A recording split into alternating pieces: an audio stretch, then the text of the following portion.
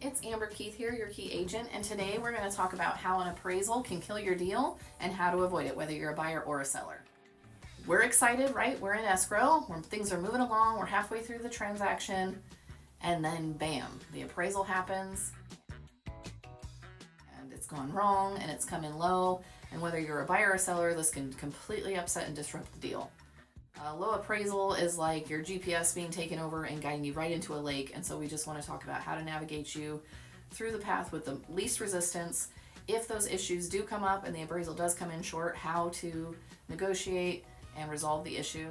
If you don't know what an appraisal is, the lender sends an appraiser out, and so it is the opinion of that professional that's sent out on behalf of the lender. This person is not a service to the buyer or the seller.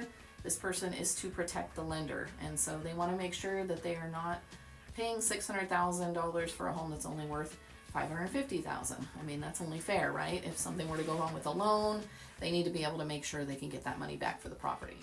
But here's the problem. If the appraisal comes in low, it can literally blow things up. The buyers can be in a position where they either have to cough up the difference in cash, renegotiate the price, and maybe the seller, if they're willing to, meet part way, or walk away from the home after they've already paid for inspections and paid the appraisal fees. It can just be a super gut punch for our buyers. And it's not easy on the sellers either. I mean, the sellers have to decide whether they're going to try to force the buyers to come up with the difference. To avoid appraisal detours, price strategically, or if you're a buyer, offer a strategic price. Make sure that you are looking at the market, looking at recent sales, and making sure that the recent sales support the price that you're either asking for your home or offering on the home that you'd like to purchase. If you're getting ready to list a property, you want to make sure that you have an agent that knows the market and is showing you viable comps that are similar square footage, similar year, and comparable to your home's curb appeal, updates, etc. If you're a buyer, you want to make sure that your agent is able to show you comparable sales that support the price that the seller's asking or the price that you're offering. If you price right, you attract buyers. So this is a little more seller focused, but this scale here shows you people that list at market value, 60% of the buyer pool go and view their home. If they price just 10% above, only 30% of the buyers are taking a look at their property. If they price 15% above, only 10% of that buyer pool is even going to take a glance at their property. So when you're wanting to make sure that you get your home sold, you're really wanting to price, like we talked about, you can't underprice your home in that market value or below range. Look at how high the stats go up when you get just a little bit below. Can you imagine having 75% of the buyer pool all coming to look at your property because you priced just a bit below market value? You know, if you're a buyer, you know, you're out here, you're looking at Zillow, you're looking at things. When that home hits and it's comparable in size and square footage, but it's nicer than and priced better than everything around you, that's the one you're going to look at, and that's the one that your family wants really bad. We do a market overview once a year here in our Keller Williams office. This slide needs to be updated, but it won't be until a couple weeks from now that we're revisiting this market overview. But this slide kind of shows you the effects of overpricing. If you take a look, no price changes in 2023. Homes sold for 103% of the sales of the original price versus the sales price. So they sold for a bit more over asking. They were only on the market 18 days. The next year, following year, 2024, the previous year to now, with no price changes, meaning they picked the right price from the beginning, they sold for 100.4% of the original list price, and they were on the market 20 days. With one price change, meaning they had to do a price reduction because they overpriced, they picked the higher end of the market or overpriced by a bit. With just one price change in mind, they sold for 95% of the original list price, and they were on the market 67 days.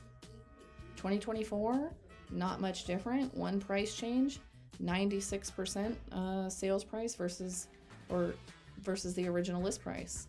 60 days on the market. And I know that these stats are going to be even more drastic in 2025. So when those slides are available, I'm happy to go back over those numbers with you. But it's really important that you take all of this into account as a seller when you're picking your price for your home. This isn't just me trying to make you put your home up for less, but this is market research that we can look back at and look at the history and know that overpricing is going to hurt your bottom line at the end of the day. We want to see you walk away with as much as possible, and the way to do that is to price strategically, price just a bit under market, and make sure that we're confident in what that appraiser is going to come in and tell us the home is worth.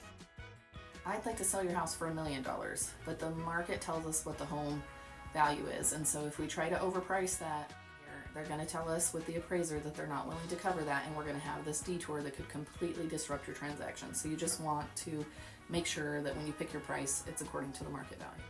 Know that you cannot underprice a home. I have a lot of sellers that tell me, look, let's just price it here and then give people room to negotiate. What you're doing is you're limiting your buyer pool. Less people are going to come through the home, less people are going to look at it, because buyers are out here and they're actively looking. They know if your home's overpriced. They're pretty well educated.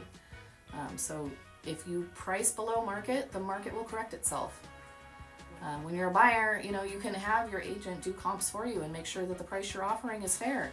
And if the seller's a bit overpriced, have your agent look at comps and send those comps along with your offer of why you're offering a bit less, because you're concerned about the appraisal falling short and you want to make sure that the deal still stays together. So work with an agent that's willing to revisit comps if they're representing you as a seller, and a buyer's agent that's willing to look at comps as you make offers and make sure that you're not going to have this appraisal issue moving forward. So to recap everything, despite our best efforts, sometimes an appraisal can still come in low, and here's how to navigate that detour if it does arise. You want to make sure you have a backup plan. There's the option for rebuttal, where your agent, that's me, goes and provides comps that they think support the price that you're in escrow at.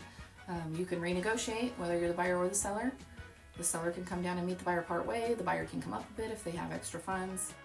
And the last option, walk away gracefully.